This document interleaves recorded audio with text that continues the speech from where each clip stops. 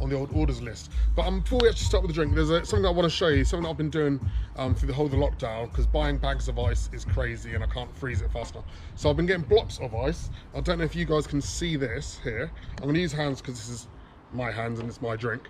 But here I've just literally got tubs and I've been freezing it. There are cool things that you can do to actually make the ice a little bit more clear, but for this I'm not going to bother. Right, so if you want to carve your own ice, get your ice out onto the side and just leave it for about 10 minutes just to, believe it or not, slightly warm up. That makes the ice a little bit more playable with. You can then get your cup and score off roughly the sort of size of the ice that you want. Use a serrated bread knife. The bread knife will dull, so use one that you don't use a lot at home, and just rub that knife back and forth. Again, don't take this straight from the freezer and do this, because that makes the ice a bit brittle, and that means that you can actually shatter the ice, and that's not really what you want. And then what you're going to do, I'm not applying pressure, I'm just rubbing this knife back and forth along the ice in obviously a soaring motion, and that's just going to cut my ice.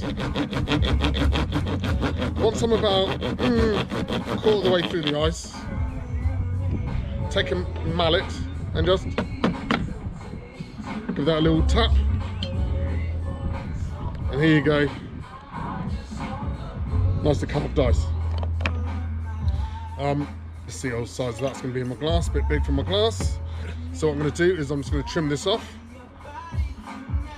So I'm going to do that again, back and forth.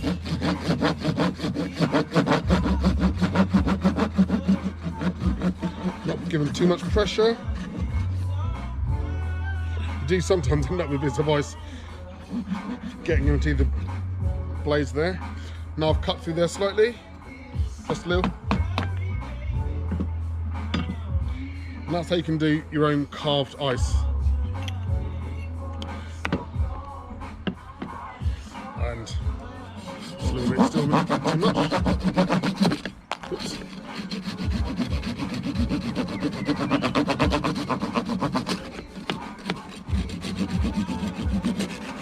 Perfect.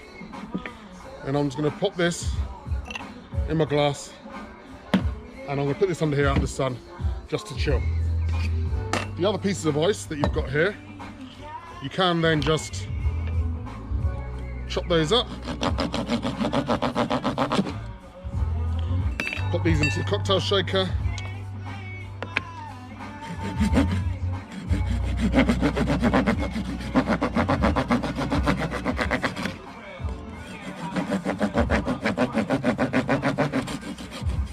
what's happened here is this is the top of the ice, which wasn't as frozen, so it's a little bit slushy there. Here we go.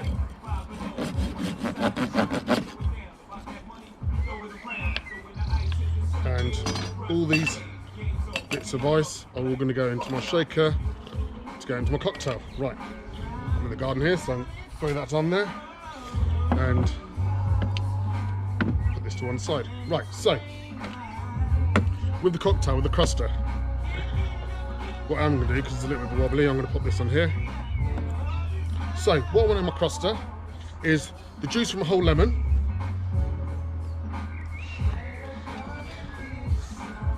and for any of you guys that saw my video the other day I did for Mount Gay and Cointreau, I did a similar drink there. So that was using Mount Gay XO with vintage Cointreau.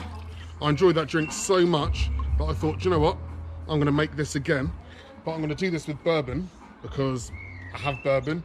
I've got an Ezra Brooks here, which is a Kentucky Straight sour mash, which has a great flavour to it. Nice bit of corn and sweetness, but also has a nice healthy dose of rye to give it some good complexity in there.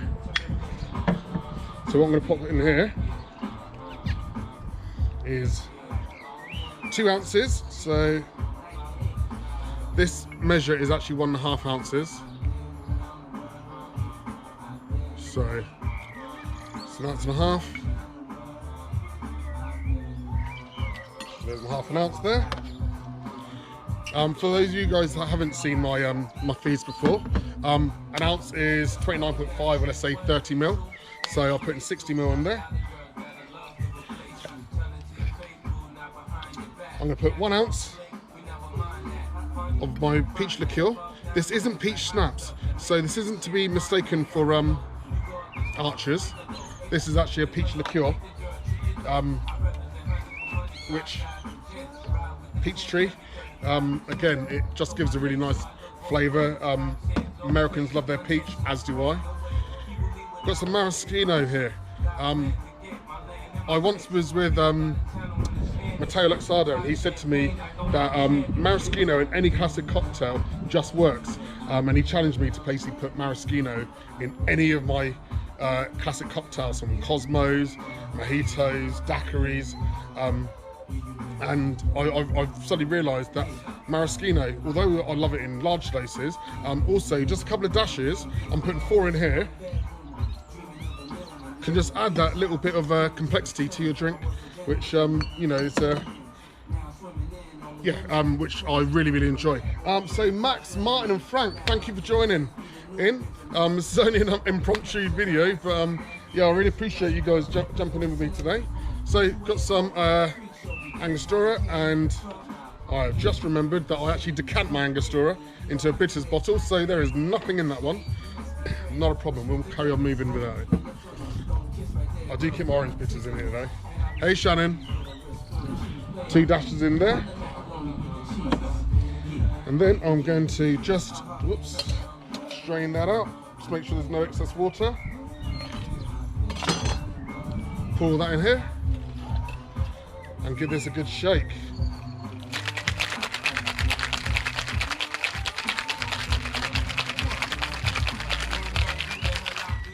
Perfect. Oops. Now what I'm going to do, because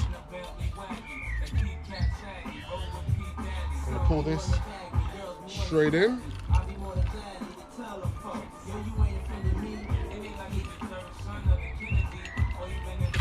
And there we have it.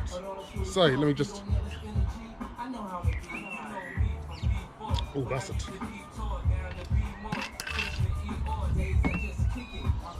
So here it is in there. It does need the Angostura at the top, because with a bit of Angostura, it'll give that a lovely bit more of a red pinkness to the drink. Let's take all this stuff out of the way so you can see it all. But yeah, this is a summer drink that I'm really enjoying. Summer, we're not even fully into summer yet. So just go over, make sure you've got your Angostura bitters, unlike myself. 60 ml or 2 ounces of your bourbon, 1 ounce of your peach liqueur, juice from a whole lemon, 2 dashes of Angostura bitters, aromatic bitters, 2 dashes of your orange bitters, 4 dashes of your maraschino, and here you go. So thank you for joining. Ibrahim, nice to see you. I hope you're well. Cheers and thank you for joining me.